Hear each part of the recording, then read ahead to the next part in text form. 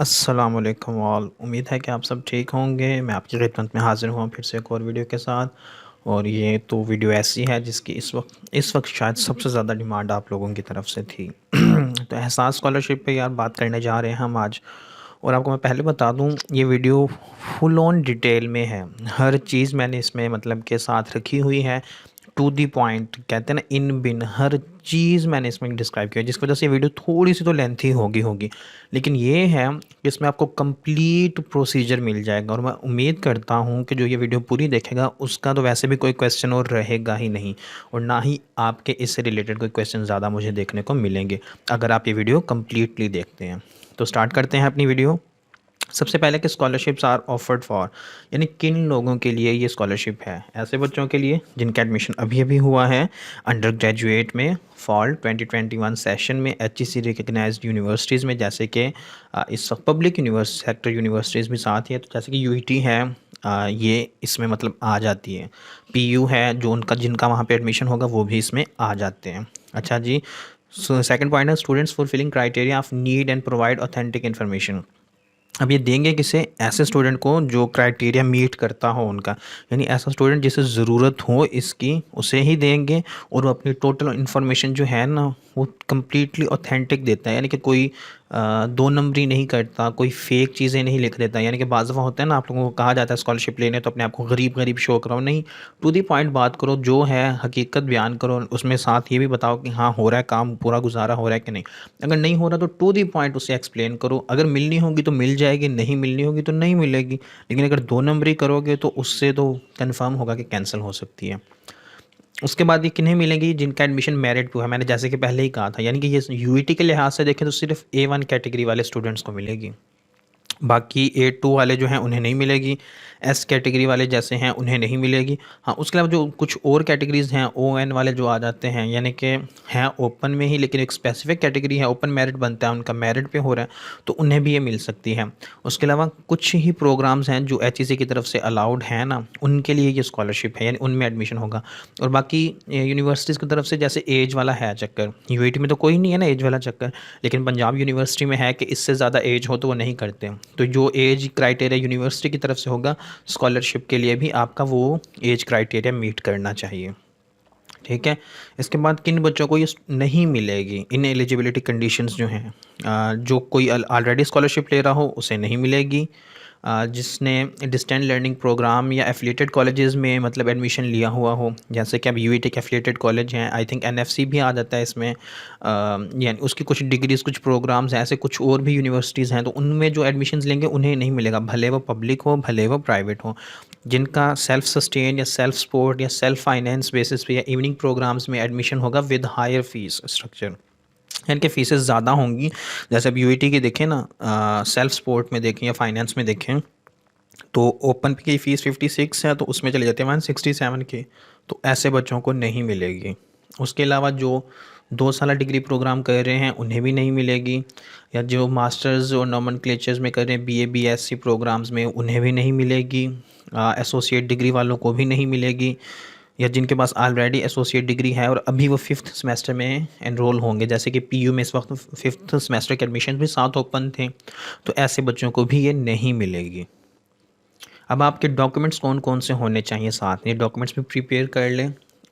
Copy होनी चाहिए CNIC या बे फॉर्म की, जो अप्लाई कर रहा है उस मतलब स्टूडेंट की ही। उसके बाद कॉपी होनी चाहिए CNIC की फादर मदर या गार्डियन, जो भी इनमें से हो, फादर मदर दोनों की कर लें। गार्डियन अगर है कोई तो उस हिसाब से फिर गार्डियन की कर दें। सैलरी स्लिप अगर या इनकम सर्टिफिकेट, वो डिपेंड करता है। अगर कोई जॉब होल्डर है आपको सपोर्ट करे, आपकी फैमिली ही मतलब वालिदैन में से ही है कोई जॉब होल्डर, तो उनकी जो है सैलरी स्लिप होगी वो लगेगी साथ। इन केस अगर किसी के फादर लेबर हैं, डेली वेजेस पे काम करते हैं, या शॉपकीपर हैं, या प्राइवेट जॉब है, तो उन्हें वो अंडरटेकिंग फॉर्म पे इनकम सर्टिफिकेट बनवाना होगा, जैसे अभी आप लोगों ने ना UET के लिए बनवाए थे ना, सेम टू सेम वही चीज़ें आ जाती हैं इसमें। उसके बाद copies of last 6 month utility bills, जो आपके पिछले 6 महीने के घरेलू इस्तेमाल के बिजली के बिल होंगे। अब उसमें बिजली का बिल होगा, गैस का बिल होगा, अगर टेलीफोन लगे तो टेलीफोन का बिल होगा, अगर वाटर का है तो वाटर का बिल होगा। जैसे कि बड़े शहरों में वाटर जो है उसका एक बिल वाला चक्कर है, लेकिन जैसे साउथ पंजाब में है तो यहाँ पे ऐसा कोई चक्कर नहीं, तो जिनका नहीं है वो नहीं लगाएंगे, जिनके हैं वो साथ ये भी अटैच करेंगे। उसके बाद copy of rent agreement in case of rented house, अगर आप किसी कोई किराए के घर में रह रहा है तो वो उसके रेंट एग्रीमेंट की कॉपी एक साथ अटैच करेगा। लास्ट फ़ी जो आपने जमा करवाई होगी अपनी या फिर अपने बहन भाइयों की जो भी होगी, तो उस हिसाब से वो भी आप लोगों ने साथ अटैच करने। अगर बहन भाई नहीं भी पढ़ रहे तो वो नहीं अटैच करेंगे, मतलब लाजमी नहीं है, अगर है तब अटैच करेंगे, अदरवाइज़ ये स्किप कर देंगे। उसके अलावा मेडिकल बिल्स जो हैं, यानी डेली बेसिस पे अगर आपके घर में अल्लाह ना करे कोई बीमार है ऐसा जिसके डेली बेसिस पे कोई ना कोई मेडिसिन आते हैं या मंथली बेसिस पे एक अच्छा खासा खर्चा आ जाता है, तो आपने उसके बिल्स भी साथ अटैच करने हैं। और एक पासपोर्ट साइज़ फ़ोटोग्राफ होगी आपकी अपनी। और उसके अलावा एक आप लोगों की ना one picture of house from outside front, यानी कि घर के बाहर सामने फ्रंट पे खड़े होकर उस घर की एक पिक लगा देंगे।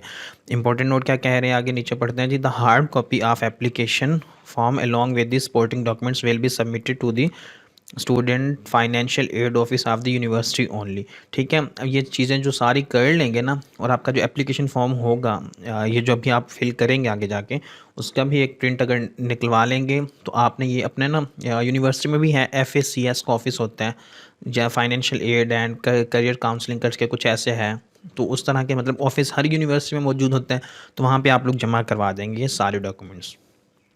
सबसे पहले अब आपने करना क्या होगा अप्लाई करने के लिए, इस वेबसाइट पे चले जाएंगे asos.hec.government.gov.pk।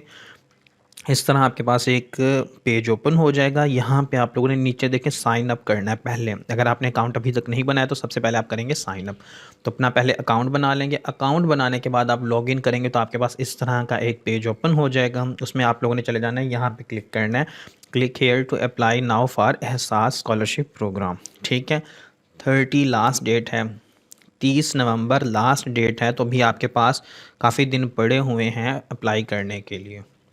जब आप उस पर क्लिक कर देंगे तो आपके पास सामने ना ये एक पेज आएगा पहले फॉर्म इंस्ट्रक्शंस का, तो ये पहले पढ़ लें उसमें क्या लिखा हुआ है।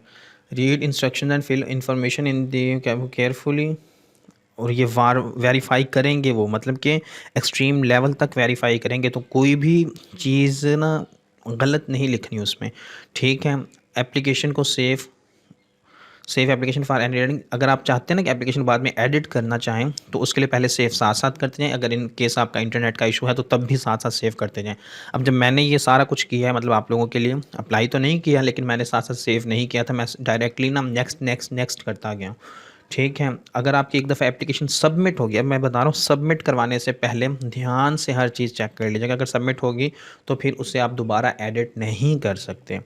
अच्छा जी, एक दफ़ा आपकी एप्लीकेशन फॉर्म सबमिट हो गई है तो आप उसे डाउनलोड कहाँ से करेंगे, माई एप्लीकेशन से, और उसके आपने हार्ड कॉपी जैसे मैंने बताया कि यूनिवर्सिटी में 60 डॉक्यूमेंट्स के साथ देनी है, तो आप यूनिवर्सिटी में अपनी जमा करवा देंगे। अब आते हैं प्रॉपर प्रोसीजर की तरफ। तो यहाँ पे सबसे पहले आपके ना 1 2 3 4 5 6 पोर्शन हैं। ठीक है, सबसे पहले आपने यहाँ पे अपनी पर्सनल डिटेल्स एंटर करनी है, फिर एजुकेशनल, फिर फैमिली इन्फॉर्मेशन, फिर एक्सपेंडिचर्स, फिर एसेट डिटेल्स और अदर डिटेल्स जो जो आएगा। ठीक है, तो सबसे पहले यहाँ पे अपना टाइटल, मैं इस वक्त ग्रेजुएशन हुई है तो मैं इंजीनियर लिख सकता हूँ अपने नाम के साथ, तो आप यहाँ पे मिस्टर या मिस जो भी है उस हिसाब से, अगर मिसेज़ या मिस्टर कोई हो, मतलब कि मैरिड हो, या कोई डॉक्टर वॉक्टर भी अप्लाई करना चाह रहा है, तो उस हिसाब से जो है यहाँ पे आप साथ टाइटल में लिख देंगे। तो अपना नाम, मिडल नेम अगर कोई है, यूजुअली नहीं होता पाकिस्तान में, फॉरेन कंट्रीज़ में होता है मिडल नेम वाला कॉन्सेप्ट, तो साथ अपना लास्ट नेम। उसके बाद आप जेंडर सेलेक्ट करेंगे। यहाँ पे साथ जब इसके ऊपर लेके आएंगे ना अपना माउस की, तो आपको पता चल जाएगा कि ये मेल है, ये फीमेल है, ये अदर कैटेगरीज आता है, ये मैरिटल में सिंगल है, ये मैरिड है, ये सेपरेटेड है, या एक अगर इन केस वफात पा चुका है तो उस केसेस में है। ये आप लोगों का स्टेटस पूछा जा रहा है कि आप में से कोई मैरिड है कि नहीं है। ठीक है ना, ये ना हो कि फैमिली का यहाँ पे लिखना शुरू कर दो। उसके बाद बायोग्राफिकल इन्फॉर्मेशन पूछी जाएगी अपनी, आप लोगों ने डेट ऑफ बर्थ एंटर करनी है, और साथ आपकी यहाँ पे एज खुद ब खुद आ जाएगी। जब आपने ये एंटर करेंगे तो ये खुद ब खुद आ जाएगी।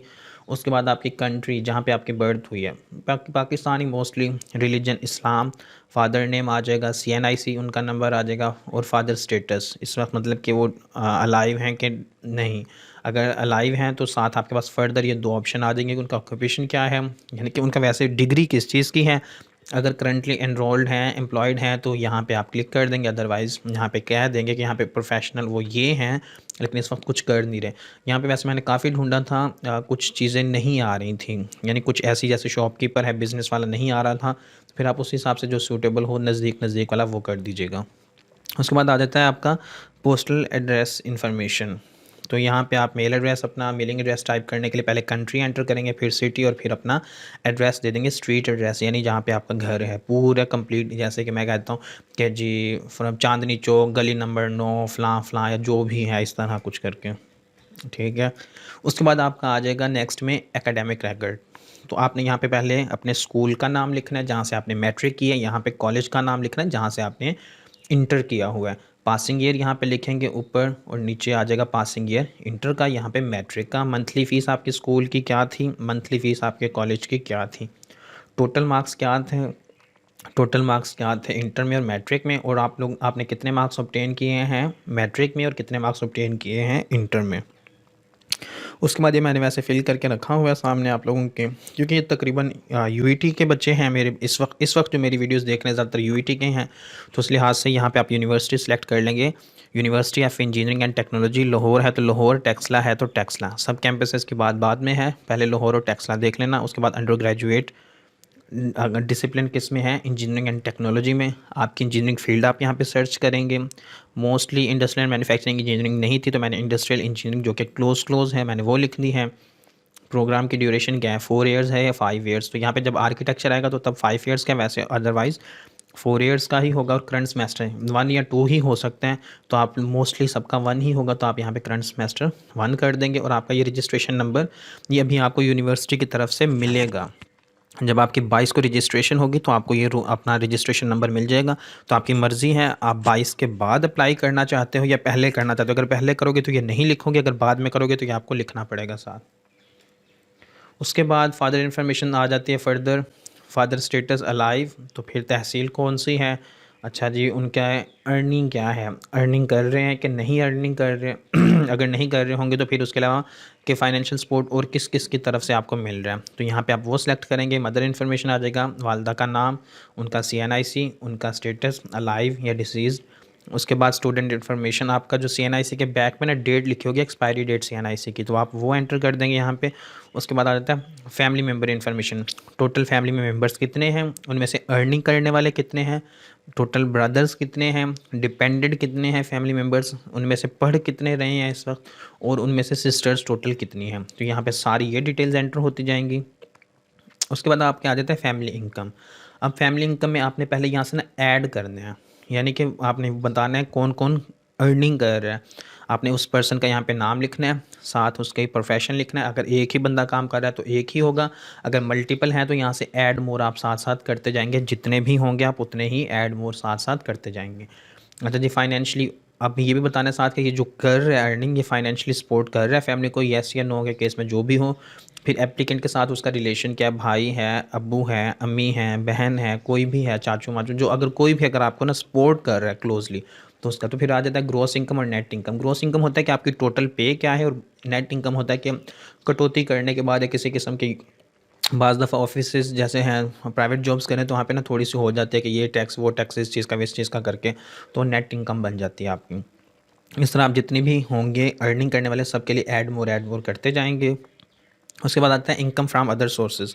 अगर आपको कोई और फाइनेंशियली तौर पे सपोर्ट कर रहा है तो आप उसकी डिटेल्स यहाँ पे ऐड मोर करके उसका इनकम का सोर्स लिखेंगे, मंथली इनकम कितनी मिल रही है और ईयरली कितनी इनकम आपको मिल रही है। हाँ बोल बोल मैं थक गया हूँ, काफ़ी लेंथी वीडियो होने वाली है ये। उसके बाद आता है आपका current monthly expenditures, educational expenditures हैं पहले, तो आप यहाँ पे लिख देंगे, अपने लिखेंगे। यहाँ पे उन्होंने लिखा हुआ है कि अपने नहीं लिखने, do not include your personal education expenditures in this table. तो आप अपने नहीं, बहन भाई अगर कोई पढ़ रहे हैं तो उनके लिख देंगे, अदरवाइज स्किप कर देंगे। अब अपने सेल्फ एजुकेशन एक्सपेंडिचर्स यहाँ पे आप लिख देंगे जो अमाउंट हो, ठीक है। उसके बाद है मंथली फैमिली एक्सपेंडिचर्स। अब ये मंथली फैमिली है, अब आप ये कैसे एवरेज निकालेंगे, ये साथ उन्होंने मेंशन किया हुआ है। आप अपने पिछले 6 महीने के जो बिल हैं ना सारे, उनको टोटल करके 6 पे डिवाइड कर देंगे तो आपकी एवरेज आ जाएगी। तो एवरेज यहाँ पे आपने इंटरनेट बिल या टेलीफोन बिल लिखना है, electricity bill, gas bill, water bill, monthly mobile bill. उसके अलावा फैमिली एक्सपेंडिचर्स जो हो रहे हैं किचन पे, यानी कि खाने पीने की चीज़ों पे, तकरीबन कितना अंदाज़ा ही होगा एक नियरली एस्टिमेट होगा। लेकिन एक चीज़ दिमाग में रखिएगा, ऊपर जितनी पे एंटर की हुई है ना आप लोगों ने कि टोटल इनकम है फैमिली की, उतने ही उसे आप लोगों ने ना या तो उतने पूरे पूरे करें या उसके नज़दीक नज़दीक करें। अगर उससे ज़्यादा करेंगे फिर आपको जस्टिफिकेशंस देनी पड़ेंगी कि आप ये बाकी खर्चा जो है वो कैसे पूरा कर रहे हैं, वो आपको साथ साथ बताना पड़ेगा। ठीक है, उसके अलावा अगर कोई फैमिली एक्सपेंडिचर्स हैं मंथली भी एवरेज, तो उसकी निकाल लेंगे। और उसके साथ है कि एवरेज फैमिली मिसलेनियस एक्सपेंडिचर्स, वो साथ आप वो भी मेंशन कर देंगे यहाँ पे। अच्छा जी, नेक्स्ट आ जाता है एकोमोडेशन एक्सपेंडिचर्स। उसके बाद आपने टाइप यहाँ पे लिखनी है कि घर किस तरह का है, स्ट्रक्चर किस तरह का है, उसका स्टेटस क्या है, उसमें बेडरूम्स कितने हैं, उसका साइज़ टोटल कितना है, एरिया कितना है, एयर कंडीशंस कितने लगे हुए हैं, आपके घर में नौकर शोकर कितने हैं, और घर का एड्रेस कहाँ पे है। उसके बाद आते हैं ट्रांसपोर्ट डिटेल्स कि आपकी फैमिली की कोई अपनी ट्रांसपोर्ट है कि नहीं है। अगर नहीं है तो आप नो कर देंगे, अगर है तो उस हिसाब से यस करके आपसे फर्दर डिटेल्स पूछेंगे कि क्या है, कौन सा मॉडल शॉडल, ये वो काफ़ी लेंथी सा प्रोसीजर हो जाता है आगे। उसके बाद आपके कैटल डिटेल्स भी पूछेंगे। ठीक है, अगर कोई जानवर शानवर रखे हुए हैं, आपका कोई है फार्म शार्म, तो उस हिसाब से। इसके बाद आ जाता है आपके कोई और एसेट्स हैं, यानी कोई और ज़मीन है, बिज़नेस है, agricultural land, bank balance, stock price, bond, plot या कुछ भी और हो, तो आप उसकी डिटेल क्वांटिटी लिखेंगे और उसकी करंट मार्केट वैल्यू, कि इस वक्त उसकी मार्केट में वैल्यू क्या है, ये सारा कुछ आपको यहाँ एंटर करना पड़ेगा यहाँ पे। उसके बाद आ जाता है admission details, how were the admission, या फर्स्ट सेमेस्टर फ़ीस आपने कैसे पे की हुई है, वो आपसे यहाँ पे पूछेंगे। आपने एक्सप्लेन करना है कि आपने कैसे पे की है, किसी से लोन लेके किया है, किसी ने आपको सपोर्ट किया है, आपके प्रीवियस कॉलेज ने सपोर्ट किया, ये कुछ भी जो भी है, या आपके फैमिली वालों ने कुछ सेविंग्स करके रखी थी तो उस बेस पे आया क्योंकि वो आपसे ये सारी डिटेल्स पूछते होते हैं। उसके बाद आपको कभी भी कोई स्कॉलरशिप पहले मिली है, अगर मिली है तो यस कर देंगे, अगर नहीं मिली कभी भी तो नो कर देंगे। और आगे आता है स्टेटमेंट ऑफ पर्पस, एक्सप्लेन कि आपको वो स्कॉलरशिप क्यों दें। अब आपने उन्हें ये बताना है कि आपको वो स्कॉलरशिप क्यों दें, तो आपको ये सारी डिटेल यहाँ पे एंटर करनी पड़ेंगी कि आप क्यों जस्टिफाई कर, अपने आपको जस्टिफाई करना है कि आपको वो स्कॉलरशिप क्यों दें। ठीक है, उसके बाद एडवर्टाइजमेंट की डिटेल पूछेंगे कि आपने ये, आपको एहसास स्कॉलरशिप प्रोग्राम के बारे में कहाँ से पता चला है, तो आपने न्यूज़पेपर में देखा था या किसी न्यूज़ चैनल पे ऐड देखा था या किसी दोस्त से सुना, जो भी हो तो वहाँ पे आप मेंशन कर देंगे। उसके बाद आता है अंडरटेकिंग। अंडरटेकिंग का मतलब है कि आप ये अल्लाह को हाज़िर नाज़िर मान के कह रहे हैं कि ये जो मैंने ऊपर सारी डिटेल्स एंटर की हुई है ना, ये बिल्कुल ठीक हैं।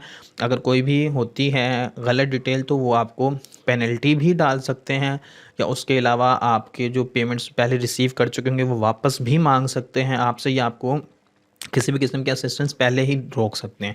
तो ये पहले इसलिए मैंने बताया कि हर चीज़ आप लोगों ने टू दी पॉइंट लिखनी है, जो है रियलिटी बेस्ड लिखें ताकि मिलने के चांसेस। और यहाँ पे टिक कर देंगे। उसके बाद आप लोगों ने यहाँ पे अगर सेव कर देंगे तो ठीक है, आपने बाद में कोई एडिटिंग कर सकते हैं। अगर एक दफ़ा ही सबमिट कर देंगे तो फिर आप फर्दर एडिटिंग नहीं कर सकते। ये सारा का सारा कंप्लीट प्रोसीजर है एहसास स्कॉलरशिप के लिए अप्लाई करने का, और इसमें तकरीबन हर चीज़ ही मैंने कवर कर दी है। अगर आप लोगों ने नेट इनकम से नेगेटिव केसेस में गए तो वहाँ पे एक और ऑप्शन आ जाता है कि आपको जस्टिफाई करना पड़ेगा कि ये आपकी इनकम इतनी है। आपके फॉर एग्जांपल इनकम 20,000 है, आप खर्चे अपने घर के 40,000 बता रहे हैं, तो ये 20,000 और कहाँ से आ रहा है, फिर आपको वो जस्टिफिकेशंस देनी पड़ेंगी। तो ये सारी चीज़ें माइंड में रखनी है अप्लाई करते हुए। उम्मीद करता हूँ कि आपको ये एफ़र्ट अच्छी लगी होगी और आपको ये वीडियो पसंद आएगी बाकी वीडियोज़ की तरह ही, और आप इस वीडियो को बहुत सारे लाइक्स भी देंगे और कमेंट भी करेंगे और अपने दोस्तों के साथ शेयर भी ज़रूर करें। अब हमारा चैनल क्लोज़ पहुंच रहा है 1000 सब्सक्राइबर्स के, तो चैनल को अपने दोस्तों को रेकमेंड करना शुरू कर दो। Thank you so much and अल्लाह हाफिज़।